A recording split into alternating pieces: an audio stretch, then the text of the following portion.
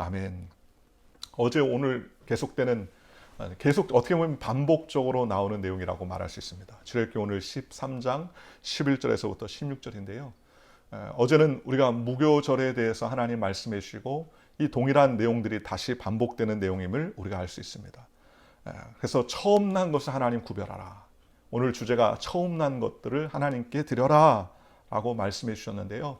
오늘 11절에 보니까 야훼께서 너와 너의 조사에게 맹세하신 대로 너를 가나안 사람의 땅으로 인도하시고 그 땅을 내게 주시거든 너는 태에서 처음 난 모든 것과 내게 있는 가축의 태에서 처음 난 것을 다 구별하여 야훼께 돌리라. 수컷은 야훼 것이니라. 태에서 처음 난 것, 사람이죠. 사람의 장자는 누구 것이다? 하나님 야훼 것이다. 또 새끼, 즉 가축의 새끼들, 처음 난 수컷들은 다 누구 것이다?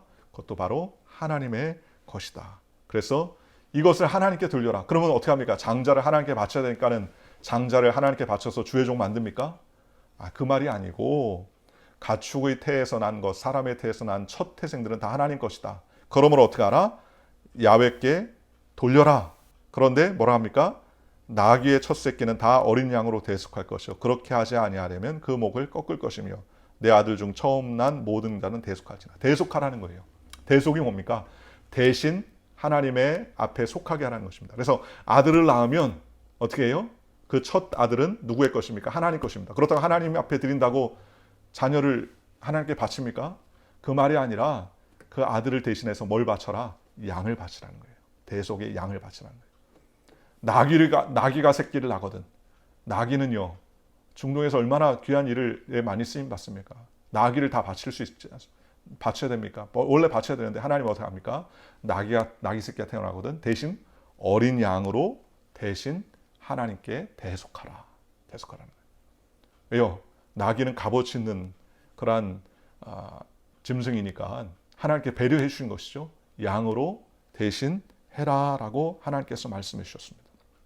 그래서 이것이 그 새끼, 즉 첫 태생들의 다 생명은 누구에게 있다? 하나님께 있다. 하나님께. 제가 신학교 다닐 때 보면 종종 그 주의 종으로 신학교 들어온 그 친구들이 간혹 보였는데 어떻게 들어오냐면 자기는 주의 종이 되고 싶지 않은데 부모님이 서원했다는 거예요. 첫 번째 자녀를 낳으면 맏아들을 낳으면 하나님께로 바치겠습니다. 그래서 들어왔다는 거죠. 자기는 아닌데 들어왔다는 거예요. 아주 방황을 하면서 고생을 하다가 어떤 친구는 정말 그 마음 잘 잡아서 신학을 제대로 하는 경우가 있고 어떤 친구는 결국 학교를 제대로 졸업하지 못하고 뛰쳐나가는 경우도 본 적이 있습니다. 하나님께 드렸다. 그러니 주의 종이 다 돼야 된다. 그 말은 아니지요. 여기서 하나님께 첫 태생은 주님 것이다 라고 말한 것은 그러니 구별해서 하나님 것이니까 하나님 주의 종이 되게 하란다. 그 말이 아니라 바로 하나님께서 유월절을 만드신 유월절에 제정하신 그 뜻을 우리의 마음속에 모아라. 새기라는 거예요. 새기라는 거예요.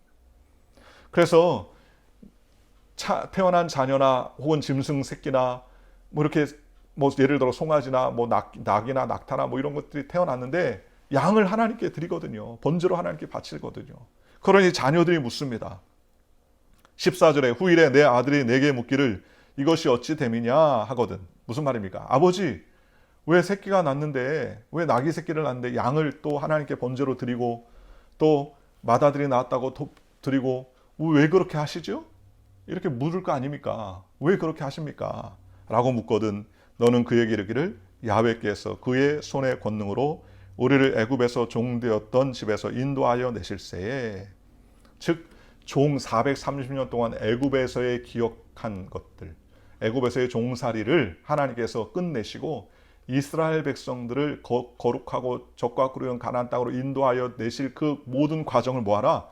알리라는 거예요. 교육하라는 거예요. 알려주라는 것입니다. 오늘 우리의 인생이 그렇다는 거예요. 애굽의 430년 동안 죄악의 종살이를 우리는 세상 가운데 사고 있지 않습니까? 그렇잖아요. 세상 가운데 사고 있어요. 그러니 이제 우리가 그 세상의 문화에 젖어가지고 허구적거리다가 하나님의 놀라우신 은혜로 우리가 출애굽했습니다. 어렸을 때부터 예수 믿은 사람들은 그 출애굽의 역사를 몸소 뼈저리 경험하지 못했지만 그러나 나중에 예수 믿고 젊을 때 연세 드셔서 예수 믿은 사람들은 특별한 경우 특별한 경험을 통해서 하나님을 영접한 경우가 많잖아요. 병에 얻어서 사경을 헤매다가 주님이 고쳐주셔서 하나님을 영접하신 분들이 있고, 정말 죽을 뻔한 일을 통해서 하나님께서 구원해 주셔서 하나님께 영광 돌리는 일이 있고, 그래서 특별한 하나님의 은총으로 하나님을 만나서 결단함으로 말미암아 세상을 등지고 주님을 섬기는 그러한 일들도 있습니다. 그러니 뭐 하라는 거예요? 그러니 하나님께서 그렇게 구원하신 것을 기념하라는 것입니다.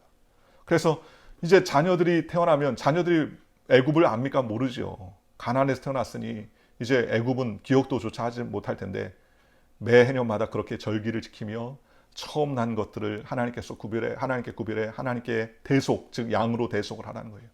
왜 이렇게 합니까? 라고 하거든. 옛날 애굽 백성들에게 있었던 그 일들을 다 얘기하는 거예요. 15절에 그때 바로가 완악하여 우리를 보내지 아니하매 야훼께서 애굽 나라 가운데 처음 난 모든 것은 다 사람의 장저로부터 가축의 처음 난 것까지 다 죽이셨으므로 태에서 처음 난 모든 수컷들은 내가 야훼께 제사를 드려 내 아들 중에 모든 처음 난 자를 대속하리니 이것이 내 손의 기호와 내 미간의 표가 되리라. 이는 야훼께서 그 손의 권능으로 우리를 애굽에서 인도하여 내셨음이라 할지니라.